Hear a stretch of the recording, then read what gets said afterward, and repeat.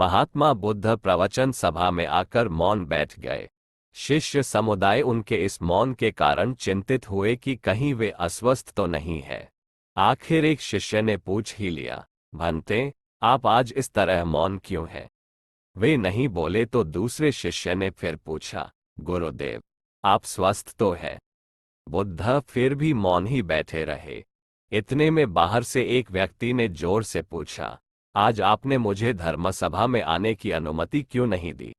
बुद्ध ने कोई उत्तर नहीं दिया और आंखें बंद कर ध्यानमग्न हो गए। वह बाहर खड़ा व्यक्ति और जोर से बोला, मुझे धर्मसभा में क्यों नहीं आने दिया जा रहा है?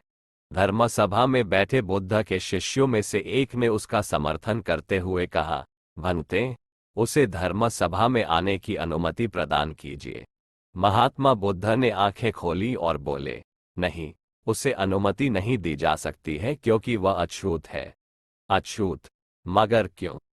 सारे शिष्य सुनकर आश्चर्य में पड़ गए कि भंते ये छुआछूत कब से मानने लग गए।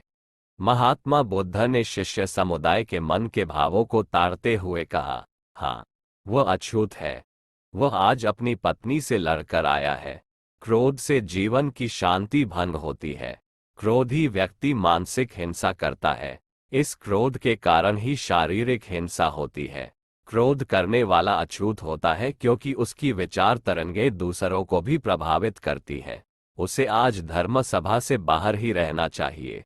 उसे वहां खड़े रहकर पश्चाताप की अग्नि में तपकर शुद्ध होना चाहिए। शिष्यगण समझ गए कि अस्पृश्यता क्या है और अछूत कौन है।